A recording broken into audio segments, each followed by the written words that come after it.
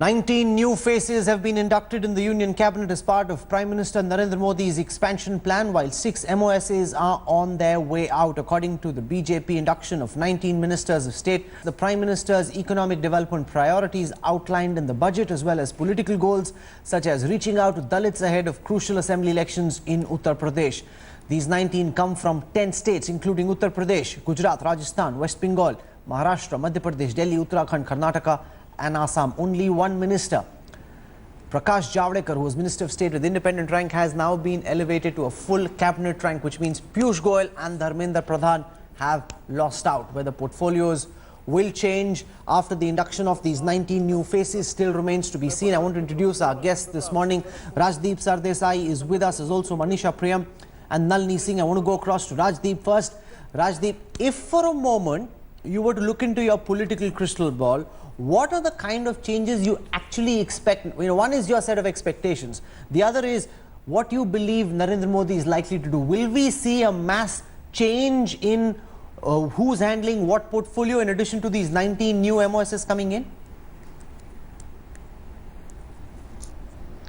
I think at the MOS level, certainly you will see a lot of changes. That usually tends to happen in such kinds of, in such expansions. None of the big four are being touched, that's very clear. I would be interested to see what happens to agriculture, a ministry which I believe is in desperate need of energetic leadership, efficient leadership, to use the words that Mr. Modi has used. So it will be interesting to see whether we get a new agriculture minister. Health and education have been seen by some critics as areas that also require a bit of a boost. We'll have to see whether any changes are made. I think it's unlikely. I don't see any major tinkering, frankly, Rahul, and I'm already surprised that Piyush Goyal and Dharmendra Pradhan, two ministers who are seen as relative performers, have not been elevated to cabinet rank, even as Prakash Javadekar has. And I think that again sends out the message that if why do you think that happened? Because Piyush Goyal and Dharmendra Pradhan have both been favourites with the Prime Minister. Their work has been spoken very highly of by the Prime Minister and by the likes of an Arun Jaitley. Despite that, Prakash Javadekar gets a promotion and Dharmendra Pradhan and Piyush Goyal don't. Does that mean that if you give too much of credit, if you're too much in the media and you get too much of credit, that works against you? I'm just wondering whether that's that's the message being sent out, because let's be honest, Prakash Javadekar has his critics who say that he just signs files when it comes to environmental clearances. One of the criticisms of this government has been that on environmental issues, it hasn't done enough to protect green cover, particularly when it comes against big corporate interests. So Prakash Javadekar, when he gets an elevation, and Piyush Goyal, who has pushed through power reforms of a significant nature, and Dharmendra Pradhan, who has worked well in the oil sector, don't get promotions, then how am I to interpret that? So these are some question marks that will be raised. I do hope the likes of MJ Akbar are used well. I'm told he could be MEA Minister of State in charge of West Asia, a key area for the Prime Minister to reach out to. So there may be a few useful appointments made. But the bigger picture is still confusing until one gets the complete look at the reshuffle. And as I keep saying, I want to see whether we get a new agriculture minister, new rural development minister, a new food and consumer minister in this reshuffle. One of the principal promises the Prime Minister made was minimum government, maximum governance. In the first cabinet that was sworn in, there were 44 ministers. This was expanded to 65 in the first round and 81 now. The UPA, remember, was criticized for having only 71. There are a total of 86 ministers permissible. The Modi 82. Cabinet is already at 81. So 82 is this then, 86 is what is permissible, 81 is where we already are at. Is this then minimum government? No way. This is a very large government, but also the fact that a lot of these people are really political people.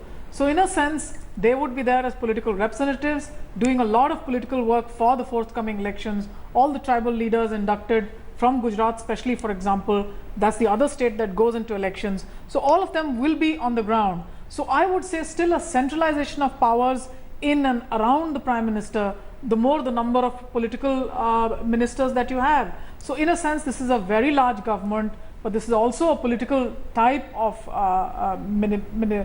cabinet. No, but he spoke about dismantling certain ministries, doing away with them. Now, when you take your number up to 81, questions will be asked about whether this is the minimum government that was promised. No.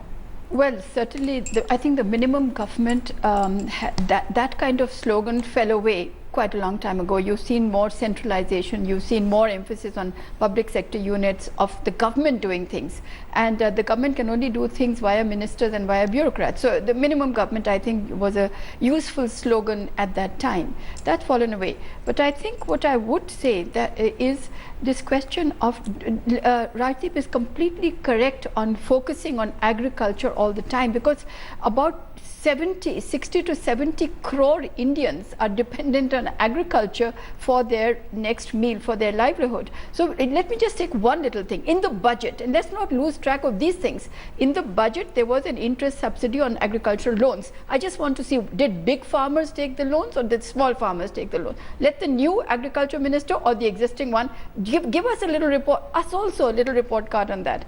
Then the other thing is on health. It is said that JP Nadda might be moved to Himachal to become the chief minister candidate. So does that happen? But certainly health has been kind of red marked as a ministry that requires much more emphasis. He's also a very, very dear favorite of both Amit Shah and of Narendra Modi. Totally, Amit Shah especially. So will they then, people who are seen as their men, will they then act against those people? Let me just say this. We go back to who is whose favorite. It is the Prime Minister's prerogative to have whoever he wants. Now, if you're only going to have people you are comfortable with, then my question then still remains. Is this about India, or is this about a comfort level of a government, or is this about the BJP, or is it about the NDA? It is, for me, it's about India. So if the minister is performing well, then I would imagine that he would stay there. Otherwise, comfort level doesn't mean. I thought the best pictures, visuals that you saw today were the high comfort between Prime Minister Modi and Amit Shah. This was like an old couple, who've been married for 40 years, 50 years, now they've kind of settled with each other. So it was actually a wonderful picture. But because Amit Shah is delivering for the party, and Prime Minister is trying to deliver for the country, so I would say that works. But if you've just got a minister because he's comfortable with the Prime Minister, maybe that speeds up his delivery. Does it, Manisha Priyam, show that here's a Prime Minister who's not willing to take very aggressive bets on lateral entrance? It's a very conservative cabinet in the sense that you've got people who've been around for a while, strong regional presence, strong presence in their constituencies, who've been given a ministerial portfolio, but not necessarily dynamic lateral entrance.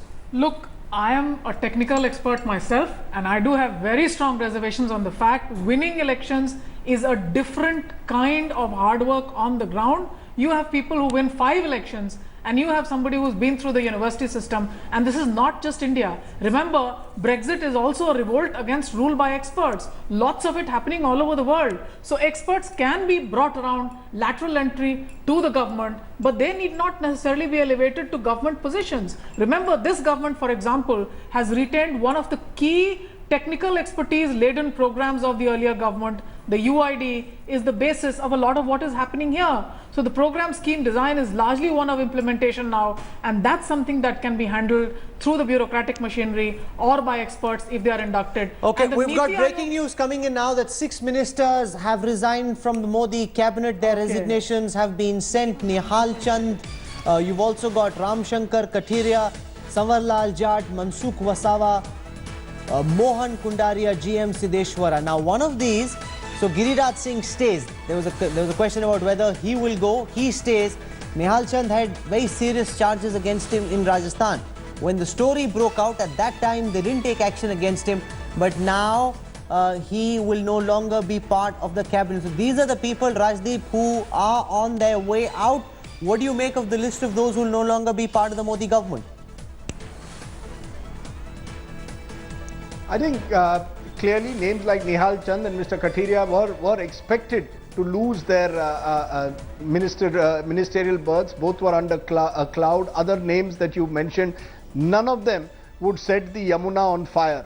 So it's clear that these are individuals whom the Prime Minister could easily dispense with. And interestingly, in most of the states that these ministers come from, there has been a ready replacement available. So you replace a Nihal Chand, you find another name from Rajasthan. You replace a minister from Gujarat, you find a Purushottam Rupala. So the Prime Minister has done that juggling act. Look at the signal also that he has sent, not just in the way he has removed the ministers, no space for the Shiv Sena.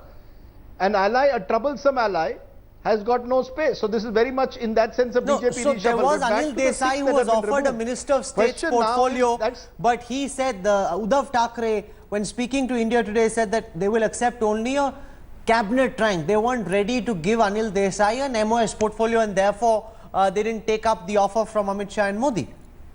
True. But also, no, that's true, but that is absolutely true. But I think a signal has gone by not giving the Shiv Sena even a cabinet berth. A signal has gone that if you attack us in public, don't expect us to reward you when it comes to cabinet expansion. But on the 6 who have been removed, now they will be replaced by 6 others because you've got 19. That's not the problem. I would like to see, for example, what happens to someone like S.S. Ahluwalia, who's been a minister before. Will he be given a relatively strong portfolio as independent charge? What happens to Vijay Goyal, who in Vajpayee's government, if you remember, was a minister for sports and youth affairs? What kind of a portfolio does he get? So it's one thing removing ministers. Most of these are names, as I said, which will not set the Yamuna on fire. You've not touched Sadhvi Niranjan, you've not touched Jyoti Niranjan at all, even though she was under a question mark. She remains. Obviously, she has her backers. Giriraj Singh, you mentioned, he's also someone who's been in one controversy after the other because of his remarks. You've not touched him as well. I'm not convinced that this is entirely about merit.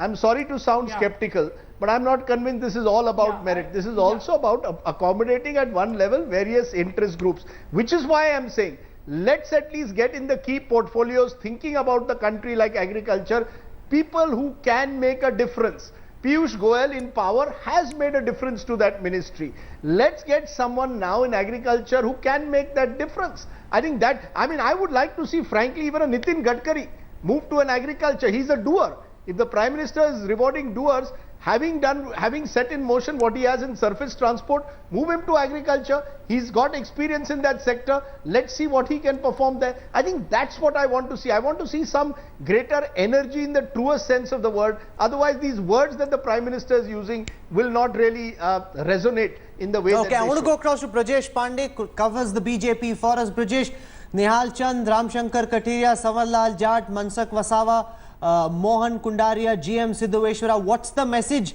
the government is sending through these 6 ministers who will no longer be part of the government?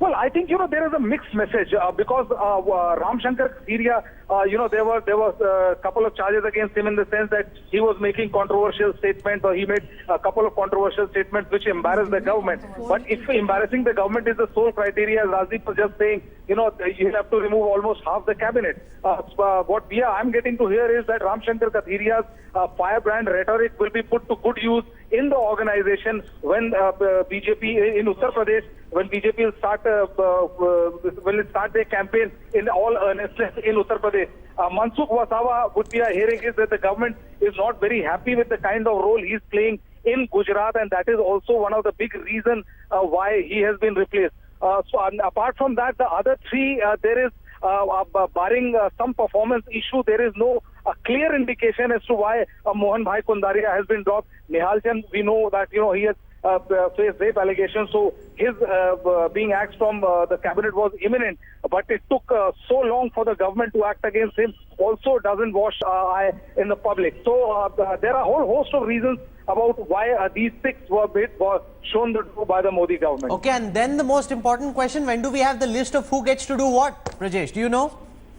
Well, I think what we are hearing is that the story which we broke yesterday about INB, what I'm getting to hear, but it's not 100% confirmed as of now, is that Prakash Javadekar elevation as cabinet minister might see him making as the next INB minister in the government. I think in couple of hours there are also considerable question marks about whether Radha Mohan Singh will retain his this agriculture ministry. We are also getting to hear that someone might replace him. It's not 100% confirmed as of now. In another couple of hours, things will be far more clearer. Rahul? Okay, I just want to strike a note of caution, saying that a lot of the ministers as of now don't know what they'll be doing, and therefore while it's interesting that we are picking up all this buzz, we will of course wait for the final list to be put out before we can say with any certainty on who gets to do what. It's also interesting, Rajdeep, how this government has the ability to keep things secret, so much so that even the mantris who've been sworn in, when you speak to them, have no problem in admitting that they have absolutely no idea about what they'll do. This would never have happened in a Congress government. Well, there were instances where the Congress was also able to keep some of their ministers guessing, but I think Mr. Modi is much better than Dr. Singh at the game. Plus, he's fully in charge, unlike Dr. Singh. So I think that's very clear that Mr. Modi is fully in charge, unlike Mr. Singh. And I think Brajesh has caught on to something that I've just got an SMS from someone close to Mr. Javadekar. Yes, they are expecting him to return as INB minister. Remember, when the government was first sworn in May of 2014, Mr. Javadekar was MOS in charge of INB. And the sense one is getting now from sources is that he will return to that portfolio, which means that Arun Jaitley... The reason that Jaitley was brought in was because at that time they said that Prakash Javadekar wasn't doing a good enough job. They needed a heavyweight minister to come in because they thought that Prakash wasn't able to control the media narrative, as it were, and that things were spinning out of their control. You bring him back, what's the message? This is what we are hearing. So now you've got too much control, and therefore... Well, I don't know, but this is what we are hearing, that he could be brought back. He's seen as someone who's friendly to the media. He's always accessible. Now, whether this message that I'm getting is actually proven right will depend, as you say rightly, on whether the ministers actually know what they are getting. But I think there is a lot of guessing which is still going on. But I do expect possibly that Mr. Jaitley, who has a lot of work as finance minister, a lot of travel to do, will perhaps be divested of that INB portfolio, and Prakash Javadekar is now one of the names being mentioned to replace him in that portfolio. There are some people, Nalini, whose performance, by and large, there were question marks about, whether it's a Sadanand Gowda, whether it is JP Nadda, whether it's a Radha Mohan Singh. They haven't been eased out of the government, so they stay. We don't know if they will be shuffled around. But I would say, may I just say that actually, to the credit of Mr. Modi, or credit of this government, one should say that at this time, just after a swearing in and before the portfolios are known, in the UPA, Neera Radia had much more information on who's going to be what, holding which portfolio. And so that's to the credit of this company. You're talking about non-performers. It is true. It is true. So we have to wait up to the evening. But, for instance, how do you make out whether Dr. Harshvardhan is a non-performer or not? No, I think he was a victim. And you're dealing with science and technology, he doesn't have much he can do in terms of real power. He was a political victim, but not that he's a non-performer. So we are not able to gauge at this moment exactly what is causing these people. But agriculture, it really does stand out. And I think I want final words from all my guests, and I'll start with Manisha Prem. It's been a long morning looking at all the names of those who've been brought in. Your sense of what is realistically likely to happen when the list is put out by this evening of who actually does what? Well, a lot of political accommodation. I would see the Prime Minister is not really reshuffling in a very hard sense, a clipping down of some of the powers of some important ministers, greater concentration within the PMO itself. The cabinet tends to look increasingly a very political cabinet. That's what the flavor should be in a parliamentary democracy, where you have representatives elected politically, and from them you elect a cabinet. The non-performers not really punished very hard. From the list that you see, there are indeed many others who've made just no mark for themselves and had indeed been taken in only because elections were due in their states. For example, a Ramkripal Yadav or a Babul Supriyo, one doesn't really know what they're doing. So in a sense, a hard scrutiny has not been done, but a very effective media message has gone out saying a hard scrutiny has been done, a hard scrutiny has been done. I do agree with Rajdeep there. No real hard scrutiny. A political cabinet is retained. We really don't know why some of them on the list have gone and why some of the new ones have come in. But what it does look like is that there's a great amount of political representation with an eye to the elections that are going to come, and those elections that are important for the BJP, not all the elections. Nalini Singh, then the BJP, does it see itself now as an election winning machine? That you bring in the caste combinations, you bring in the representation that can help you win the next big election? Absolutely. I think you've put it extremely well. The BJP looks upon itself as that.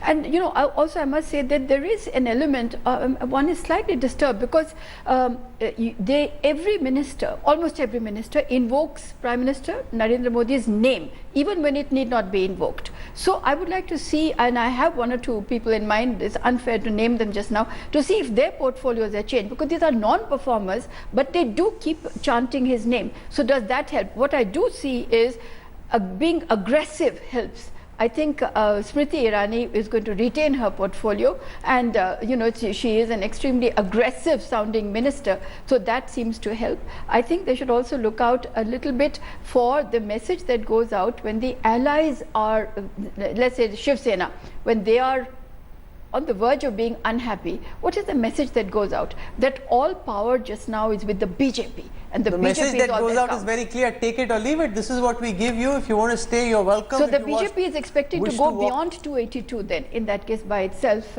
in 2019. Or they'll hope that the Shiv Sena will lose further ground and they'll gain more. So, in Maharashtra, an election management and election winning machine, you think, Rajdeep, that's the principal message being sent out through this cabinet expansion? We'll tick all the boxes, do what we can to help ensure that we win the next election.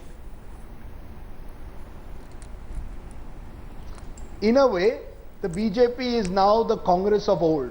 When the Congress was an election machine of the truest time in the era of Indira Gandhi in the 60s and 70s. This is what the BJP has become today. It is an election machine, and Narendra Modi is possibly the Indira Gandhi of the 21st century. He believes that the ministers can come and go. At the end of the day, governments are going to be elected on the persona of Narendra Modi. He wants loyalty. He wants people who satisfy the right caste combination, who come from states where the party needs to Just fight stay with me elections, for a second. as Nihal well as Chand states Megwal where is the speaking at party this is- time. No, I think what we are seeing, Rahul, is that effectively the BJP now has understood how to retain power. Not just how to win power, but how to retain power. And cabinet expansions of this kind will reflect that. Yes, the Prime Minister will talk about efficiency and energy. But at the end of the day, the efficiency and energy in this government comes from the PMO. As one minister senior minister put it to me, this is a chariot where the charioteer wants to ride the chariot as if he is Usain Bolt. The problem is most of these ministers who have been chosen today, forget about Bolt, would not even win a district level race. So the gap between what the Prime Minister wants to achieve and what these ministers can offer is going to be one of the big challenges for Mr. Narendra Modi going ahead. Can he really build an efficient team wherein he can weed out the non-performers next time at least in a more rigorous manner than he has done this time? Okay, this is where we leave this broadcast. Thank you very much, Rajdeep Sardesai, Manisha Premnalini, for joining us this morning. As the Prime Minister said in his interaction with the group of journalists yesterday, you know, it's not about what people perceive has changed. It's about the change that they actually feel that will decide what people make of the performance of the Modi government in 2019. We're slipping into a break. We, of course, are keeping a very close eye on that reshuffle list. When it comes out, who gets what portfolio? Our journalists are out trying to find it. But remember, only when it is confirmed. Like yesterday, we got you the list first. Once the list is confirmed, no idle kite flying. You'll hear it here from confirmed sources right here on India Today. We're slipping into a break. News and updates continue when we come back on the other side.